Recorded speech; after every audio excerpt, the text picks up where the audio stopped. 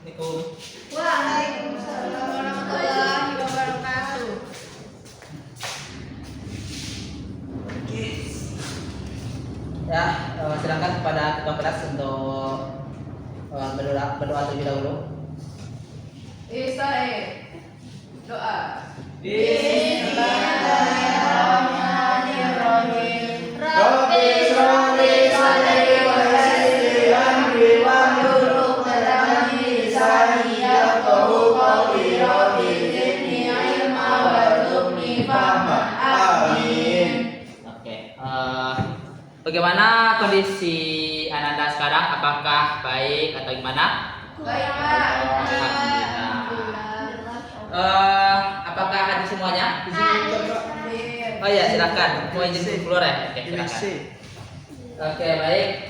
Karena semuanya hadir, nanti bapak aja semuanya hadir. Pada pertemuan kali ini kita akan membahas mengenai meneladani 4 imam mazhab. Sebelum itu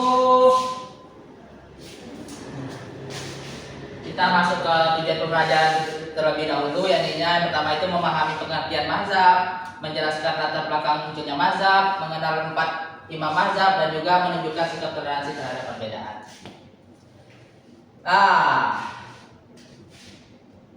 Ananda sekalian udah pada sholat di masjid belum? Sudah. Sudah ya? Oke.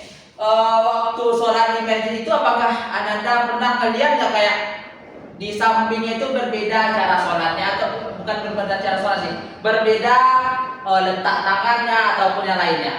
Pernah. Itu bagaimana Ananda menanggapinya? Apakah ini salah, ini salah? Ya, salah. Aneh, Pak. Aneh, oke. Aneh mau dari Zawa sama Fizan bilang aneh ya, oke. Yang lain gimana? Apakah ada pendapat lain gitu? Kayaknya dia beda mazhab. Oh beda. Langsung diberikan perbedaan mazhab katanya. Oke. Ya ini ya sebenarnya kalau untuk cara sholat itu udah ada Bapak tampilkan di depan ininya 4 cara masing-masing mazhab. Ini cuman karena dia itu berbeda aja cara untuk sholat tangannya gitu. Tapi kalau untuk bacaan-bacaan lain dan lainnya itu biasanya itu sama, nggak ada perbedaan. Pak, izin Pak. Silakan, gimana? Mau keluar? Iya Pak. Oke, silakan. PC Pak. Iya, silakan. Ini juga ada perbedaan dikit ya, membaca amin setelah Al-Fatihah. Ada yang aminnya itu pelan, ada yang amin itu dikeraskan gitu bacaannya. Itu perbedaan yang biasanya terjadi ketika sholat. Terus kenapa ada perbedaan? Nah, ini Bapak artikan sebagai mazhab ya, pengertian mazhab itu. Mazhab adalah metode atau jalan berpikir ulama dalam memahami hukum Islam berdasarkan Al-Quran dan hadis. Jadi kenapa sampai mazhab itu bisa berbeda-beda? Ya karena ini hasil dari ijtima para ulama, dan juga ini mazhab ini itu bukan sekedar pendapat pribadi saja, tapi juga ada pertimbangan lain dari ulama-ulama pada masa pembuatan mazhab itu sendiri. Dan juga poin utama itu tetap bersumber dari Al-Quran dan juga Sunnah. Nah, ini latar belakang dari munculnya mazhab itu sebenarnya banyak ya, karena latar belakangnya itu juga sejalan dengan latar belakang perkembangan Islam itu sendiri. Yang pertama itu Islam menyebar ke berbagai atau ke banyak wilayah.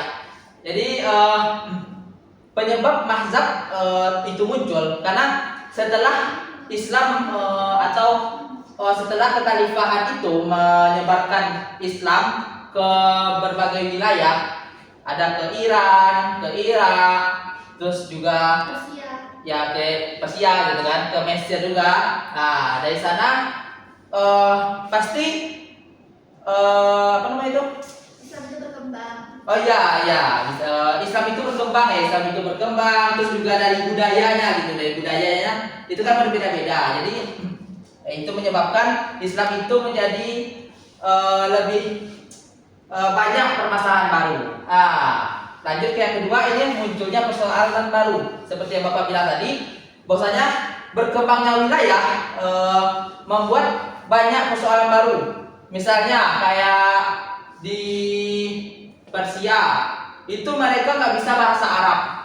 Jadi bagaimana mereka bisa menafsirkan ataupun mengartikan apa yang dibawa dari Mekah yang notabene itu bahasanya bahasa Arab. Jadi di sanalah munculnya mazhab yang menjadi penerang untuk bagaimana orang-orang di luar Mekah ataupun di luar yang berbahasa Arab bisa paham dengan agama ataupun penerapan ibadah. Yang ketiga, ini kondisi sosial yang berbeda. Jadi seperti yang Bapak bilang tadi ya, perkembangan wilayah membuat sosial budayanya itu menjadi lebih banyak tercampur gitu.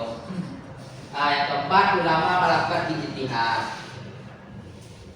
Ini Bapak ada tugas kelompok, cuman untuk tugas kelompok ini Bapak tagih nanti di minggu depan untuk menjelaskan 4 imam mazhab. Dan yang pertama itu carilah biografi singkat tentang imam mazhab. Yang kedua, apa perbedaan pendekatan yang digunakan oleh imam mazhab yang imam mazhab kalian yang kalian dapatkan, dan juga apa keteladanan yang dapat diambil dari imam mazhab yang kalian dapatkan. Jadi nanti silakan. Nanti Bapak bagi Ananda semua menjadi 4 kelompok yang mana kelompok pertama itu membahas tentang Imam Syafi'i, kelompok kedua membahas tentang Imam Maliki, yang ketiga membahas Imam Hambali, dan juga yang keempat Imam Hanafi. Iya, Hanafi. Oke. Selanjutnya kita akan membahas mengenai ini penyebab perbedaan mazhab. Seperti yang Bapak sampaikan tadi ya, untuk penyebabnya itu berasal dari latar belakang mazhab itu sendiri, yakni pertama itu perbedaan dalam memahami dalil. Jadi ulama itu terjadinya perbedaan dalam mazhab itu terjadi karena perbedaan dalam memahami dalil. Contohnya itu seperti ini misalnya Bapak ambil contoh Hafizah, ada Hafizah. Bapak bilang nanti beliin Bapak pulsa misalnya gitu, pulsa 100.000. Terus nanti pas Hafizah juga malas atau apa minta opor yang lain gitu, ke Dina gitu misalnya.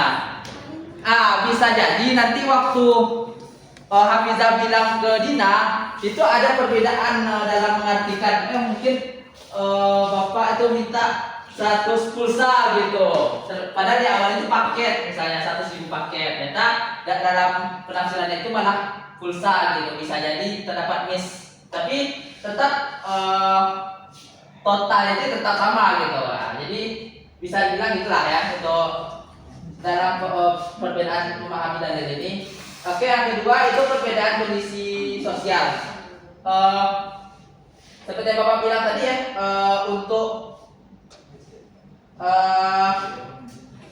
berkembangnya Islam di berbagai wilayah membuat kondisi sosial yang di suatu daerah itu menjadi tergabung-gabung, dan juga adanya asimilasi dan juga percampuran budaya yang membuat kondisi sosialnya itu berbeda-beda. Kondisi sosial di Mekah dan juga Persia itu aja udah berbeda gitu. Walaupun masih di Timur Tengah, sama-sama di Timur Tengah. Apalagi nanti di Mekah, di Arab, Indonesia gitu. Jadi itu yang membuat perbedaannya itu menjadi lebih kuat untuk terjadi perbedaan mazhab. Dan yang ketiga perbedaan hadis. Jadi sesuai dengan yang pertama itu perbedaan dalam memahami hadis, memahami dalil, dan juga yang keempat ininya perbedaan dalam penggunaan metode ijtihad. Selanjutnya ini yang terakhir ya, mengenai hikmah perbedaan mazhab. Ada 4 dan sebenarnya banyak, cuman 4 aja yang Bapak sampaikan. Ini melatih toleransi, menunjukkan bahwa Islam itu fleksibel. Yang ketiga memberikan kemudahan umat dan juga menghindari fanatisme. Oke, ini Bapak saya ada evaluasi ya, cuman karena waktunya telah hampir habis, maka nanti Bapak kirim linknya via grup. Baik, Pak. Oke, ini kita masuk ke kesimpulan. Ya, silakan bagian Anda yang ingin memberikan kesimpulan, silakan. Silakan Ananda Kordi. Jadi kesimpulannya, perbedaan mazhab dalam Islam merupakan hasil ijtihad para ulama dalam menetapkan sebuah hukum melalui Al-Quran dan hadis. Meskipun terdapat perbedaan dalam beberapa beribadah, semua mazhab tetap memiliki tujuan yang sama, yaitu untuk beribadah kepada Allah. Dari keterangan imam mazhab ini, kita belajar untuk menghargai perbedaan, toleransi, dan lain-lain. Itu Pak. Ya, beri tepuk tangan untuk Pak Nabi. Ya, telah berakhirnya pembelajaran kita pada hari ini. Maka Bapak ingin berterima kasih kepada Ananda yang telah mendengarkan materi yang Bapak sampaikan. Bapak tutup dengan mengucapkan hamdalah. Alhamdulillahirabbil alamin. Diakhiri dengan doa kafaratul majelis. Bapak sudahi. Assalamualaikum warahmatullahi wabarakatuh.